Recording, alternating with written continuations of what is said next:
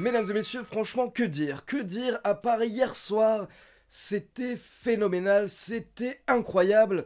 Hier soir, nous avions AEW All Out 2021 le 5 septembre.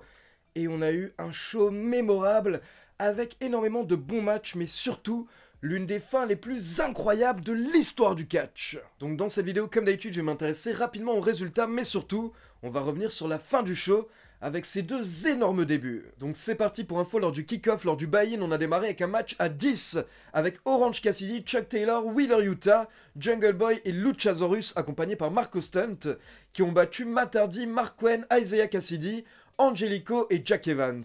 Et au passage, hier soir, on a eu le droit au retour du Butcher qui est venu attaquer Orange Cassidy après le match, mais Cassidy a été sauvé par les membres du Dark Order, et ça s'est terminé avec un câlin général avec le Dark Order et les Best Friends. Ensuite, on a eu droit à une petite promo de Dan Lambert qui était dans le public avec Ethan Page et Scorpio Sky, mais surtout trois gros noms du MMA, car on avait Andrei Arlovski, Junior Dos Santos et Jorge Masvidal qui étaient dans le public hier soir de AEW All Out. Puis on passe à la carte principale avec Miro, le champion TNT, qui défend son titre face à Eddie Kingston.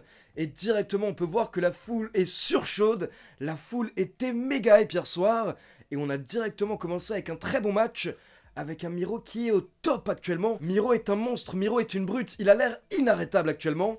Et à côté de ça, on a Eddie Kingston qui s'est très bien défendu, et j'adore le style de Eddie Kingston, qui nous rappelle bien entendu les 4 piliers de la All Japan. Malheureusement pour lui, à la fin du match, Eddie Kingston s'est pris un low blow, et derrière Miro a enchaîné avec le match kick pour la victoire. Et petit détail marrant, il faut savoir qu'après le match, Miro a posté un message sur Twitter où il a dit à Eddie Kingston qu'il s'est occupé de ses nuts, de ses noix. Et Lana a répondu au tweet de Miro en lui disant maintenant rentre à la maison, que je m'occupe de tes nuts. On enchaîne avec la légende Satoshi Kojima, ancien champion du monde New Japan, ancien champion du monde All Japan, qui a affronté Jon Moxley. Et bien entendu, on savait que Jon Moxley allait gagner, mais ce qui comptait, ce n'était pas vraiment le résultat, c'était simplement de voir ces deux catcheurs ensemble dans le même ring, ce qui paraissait encore improbable il y a quelques années. Donc Jon Moxley remporte le match en environ 12 minutes après 2 Parallel Shift, et là, attention, directement après le match, on a la musique de Minoru Suzuki qui démarre. Alors pour ceux qui ne sont pas au courant, Suzuki est une autre légende japonaise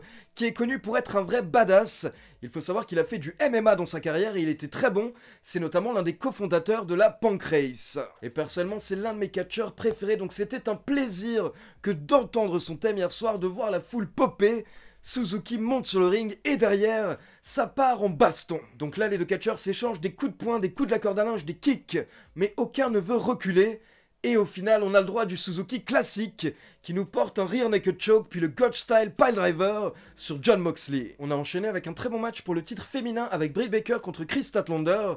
Et honnêtement, je ne m'attendais pas à grand chose par rapport à ce match, car je ne suis pas un énorme fan de Chris Statlander. Mais je pense que hier soir, ça a peut-être été son meilleur match au sein de la AEW, même si au final elle a perdu suite au lockjaw de Britt Baker. Et petit détail intéressant, il faut savoir que lors du match, Britt Baker a porté le Panama Sunrise à Chris Statlander, donc bien entendu c'est l'une des prises fétiches de Adam Cole qui est le petit ami de Britt Baker. Et j'aime beaucoup ces petits signes, ces petits teasings que nous propose la AEW. Ensuite on a droit à une petite promo de Andrade en coulisses où il nous parle de Pac. Puis on enchaîne avec un cage match, un match en cage entre les champions par équipe, les Young Bucks, et les challengers, les Lucha Bros, Rey Fenix et Penta. Et je sais que certaines personnes ne sont pas fans de ce genre de match où ça bouge tout le temps, ça saute dans tous les sens, il y a énormément d'action et les catcheurs vendent un peu moins. Mais honnêtement, moi j'adore ça et il faut comprendre qu'il y a différents styles de catch. Il n'y a pas qu'un seul style de catch, ça c'est un style très clair, la lucha libre, la haute voltige. Et hier soir, c'était tout simplement parfait. Au niveau des faits marquants lors du match, on peut noter les Young Bucks qui ont tenté d'arracher les masques de Penta et Phoenix.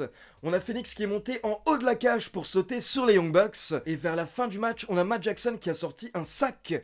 Et dans ce sac, il avait une chaussure sur laquelle il avait collé des dizaines de punaises.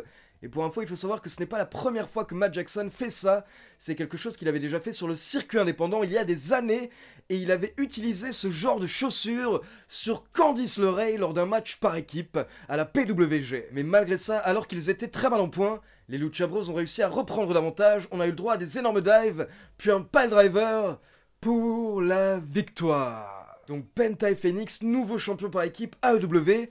Et si vous aimez les matchs avec de l'action non-stop, alors chopez ce match, il faut le voir absolument. On enchaîne avec la Casino Battle Royale féminine et je rappelle le concept, on a 21 participantes.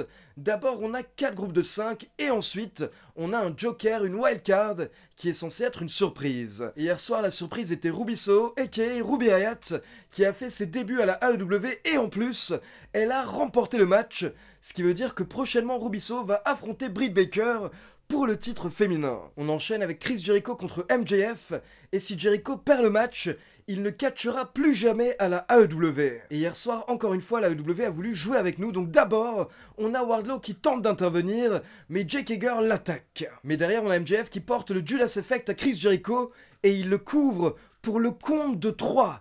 Donc là, on pense que le match est terminé, sauf que Chris Jericho avait mis sa jambe dans les cordes avant le compte de 3, mais l'arbitre ne l'avait pas vu. Donc vu que Chris Jericho avait la jambe dans les cordes, normalement le tombé ne devrait pas compter, et là on a un deuxième arbitre qui vient justement informer la première arbitre. Donc c'est un petit scénario classique qu'on a déjà vu, mais ça passe très bien, et derrière l'arbitre redémarre le match, et au final, Chris Jericho remporte le match avec le Walls of Jericho. Et après le match, vous avez les membres de The Inner Circle qui viennent fêter avec leur leader. Donc on reverra Jericho dans des rings AEW. Et honnêtement, vu le match qui nous a sorti hier soir, c'est une très bonne chose. On continue avec le match le plus attendu par les fans hier soir, forcément, CM Punk chez lui à la maison à Chicago contre Darby Allin. C'était le premier match de CM Punk après 7 ans d'absence. Donc bien entendu, magnifique accueil pour CM Punk qui a une nouvelle tenue au passage. Dorénavant, il catch avec un pantalon et j'aime bien ce petit changement. Ça nous donne l'impression de voir une évolution au niveau de CM Punk. Ça nous donne l'impression de voir un nouveau CM Punk. Et pour tous ceux qui avaient peur, on va dire, du niveau de CM Punk, eh bien soyez rassurés, hier soir CM Punk nous a sorti un excellent match. C'était impossible de dire que le type n'avait pas catché depuis 7 ans. Et c'est ce que j'avais expliqué sur Twitch. Personnellement, je n'étais pas inquiet par rapport à CM Punk, car ce n'est pas comme si CM Punk devait réapprendre à faire des moonsaults, des 450 splash, etc. CM Punk a toujours eu un style très simple, un style plutôt technique, donc au final ce qu'il savait faire à l'époque, forcément il sait toujours le faire. Ce qui comptait, c'était sa condition physique, et à ce niveau-là, il n'y avait aucun souci, car clairement, CM Punk s'entraînait toujours ces dernières années, notamment en MMA, notamment à différents arts martiaux. Et personnellement, je faisais vraiment attention aux petits détails lors du match. Est-ce qu'il vend bien? Est-ce qu'il prend bien les prises? Est-ce qu'il a des soucis au niveau de son timing? Et j'ai vu aucune erreur de la part de CM Punk hier soir. Le mec était chez lui dans le ring. Encore une fois, bien entendu, il n'y avait pas trop de doute par rapport au résultat. C'était impossible de faire perdre CM Punk chez lui lors de son retour. Donc au bout d'environ 17 minutes, CM Punk porte son GTS, le Go to Sleep, pour la victoire. Et après le match, on a Sting qui monte sur le ring et il vient serrer la main de CM Punk. Et ensuite, on a également CM Punk qui serre la main de Darby Allin. Donc grosse preuve de respect après le match. Puis derrière on enchaîne avec Paul White contre QT Marshall accompagné par Aaron Solo et Nick Comoroto. Et j'ai vu pas mal de personnes qui étaient étonnées par la position de ce match sur la carte. Mais honnêtement ça n'avait rien d'anormal ou rien d'illogique. C'est quelque chose qui s'est toujours fait quand vous avez 2 gros matchs à la fin de votre show. Habituellement vous mettez un petit match un peu moins important avant le main event entre les 2 gros matchs pour faire souffler la foule. Donc le but c'était que la foule redescende un petit peu avant le match de CM Punk, qu'il souffle un coup avant de pouvoir réenchaîner avec un énorme main event. Donc là pas de surprise, on a eu le droit à un match typique du Big Show, et c'est ce que les fans voulaient voir, un Big Show qui détruit les potes de QT Marshall, et ensuite il termine facilement le travail avec un chokeslam pour la victoire. Ensuite, on passe en coulisses, on a le droit à une petite promo de Jon Moxley sur Minoru Suzuki, et donc pour info, c'est officiel, mercredi lors de Dynamite, Moxley affrontera Suzuki. Puis derrière, on a le droit à une petite promo de Malakai Black, qui nous hype son futur match face à Dustin Rhodes. Puis on enchaîne avec le main event, Kenny Omega qui défend le titre AEW face à Christian Cage. Et là, encore une fois, le match était très bon. Et encore une fois, c'était cool de voir ce genre de match qui paraissait improbable il y a quelques années. Christian, qui était à la retraite à l'époque, et qui surtout était quelqu'un de la WWE, face à Kenny Omega en main event d'un pay-per-view. Donc clairement, le match était très bon, mais clairement, tu pouvais sentir dans la salle que les fans attendaient surtout ce qui allait se passer après le match. Donc pour info, au bout d'une vingtaine de minutes, on a les Good Brothers, Gallows et Anderson, qui ont tenté d'intervenir, mais Christian s'est débarrassé d'eux et il a repris l'avantage. Donc là, on s'est retrouvé avec Christian et Kenny Omega sur les cordes, mais Kenny Omega a réussi à porter son finisher, le One Winged Angel, depuis les cordes, pour la victoire. Donc Kenny Omega conserve le titre AEW, mais attention, ce n'est pas terminé. Car après le match, on a tous les membres de The Elite qui viennent fêter avec Kenny Omega et qui attaquent encore plus Christian Cage. Donc là, les Jurassic Express viennent sauver Christian, mais ils ne peuvent rien faire face à The Elite. Et là, Kenny Omega prend le micro et il demande au public s'ils commencent à comprendre. Personne ne peut le battre, et les rares personnes qui pourraient le battre ne sont pas présentes à l'arène, ou alors elles sont à la retraite, ou alors elles sont décédées. Et là, forcément, le public commence à scander « Yes! Yes !» Mais à la place, nous avons Adam Cole, baby, qui fait son entrée. Donc d'un coup, les lumières s'éteignent, le nouveau thème d'Adam Cole démarre, et là, Adam Cole fait ses débuts à la AEW. Je rappelle qu'il était agent libre depuis environ une semaine. Adam Cole monte sur le ring, il confronte Kenny Omega et les Young Bucks, et pendant ce temps, on a les membres des Jurassic Express qui sont en train de se relever, et là, d'un coup, Adam Cole porte un super kick à Jungle Boy. Et derrière, Adam Cole fait un énorme câlin aux membres de The Elite, et Kenny Omega prend le micro et dit « Vous pensiez quoi ? Ce mec est l'un de mes meilleurs amis !» Et en effet, pour ceux qui ne sont pas au courant, il faut savoir que avant de rejoindre NXT, Adam Cole était notamment à la Ring of Honor et à la New Japan, et il faisait partie du Bullet Club. Il était dans le même clan que Kenny Omega et les Young Bucks, et il était très proche de ses catcheurs. C'était littéralement ses meilleurs amis. Donc honnêtement, en tant que fan, c'était magnifique de voir Adam Cole réuni avec ses potes. On pouvait sentir qu'il était en train de kiffer. Et là, Adam Cole commence à nous faire un speech pour nous expliquer que The Elite est imbattable. Puis Kenny Omega veut nous souhaiter une bonne soirée. Mais là, nous entendons les premières notes de la musique Ride of the Valkyrie. Et Daniel Bryan fait ses débuts à la AEW sous une pop monumentale.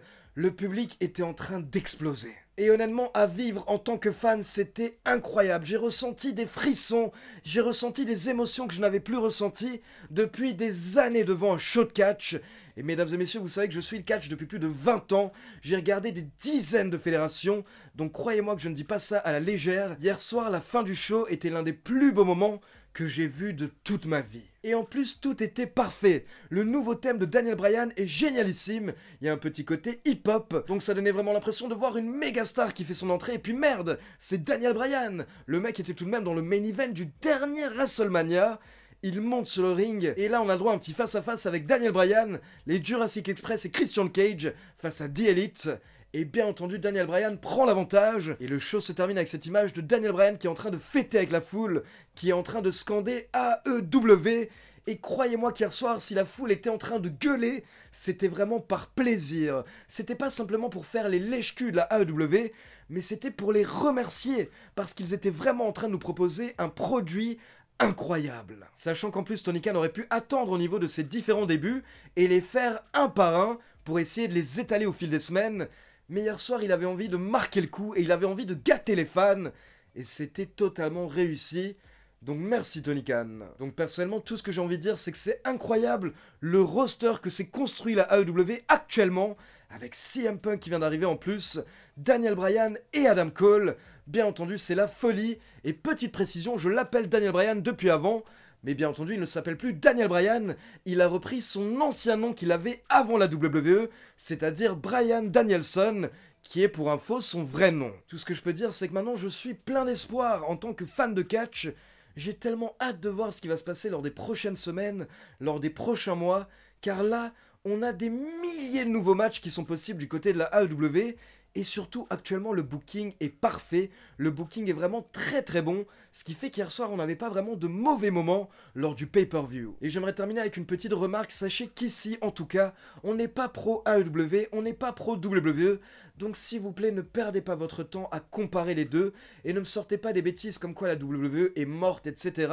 Car croyez-moi, la WWE n'est pas morte. Et honnêtement, en tant que fan, on ne souhaite surtout pas que la WWE meure, je veux dire. Moi, personnellement, j'adore la WWE. Si la WWE n'existait pas, nous ne serions pas fans de catch aujourd'hui. Donc l'objectif, c'est que les deux fédérations profitent de cette concurrence pour s'améliorer et nous proposer d'énormes shows. Donc maintenant, nous, en tant que fans, tout ce qu'il nous reste à faire, c'est de se poser et kiffer. Donc voilà, c'est tout pour les résultats de AEW All Out. Maintenant, comme d'habitude, c'est à vous. N'hésitez pas à me laisser vos avis dans les commentaires. Dites-moi ce que vous avez ressenti à la fin de ce show avec les débuts d'Adam Cole et de Bryan Danielson. Et comme d'habitude, n'oubliez pas de liker la vidéo, de vous abonner à la chaîne et de cliquer sur la petite cloche pour être informé de la sortie des prochaines vidéos. Ciao tout le monde!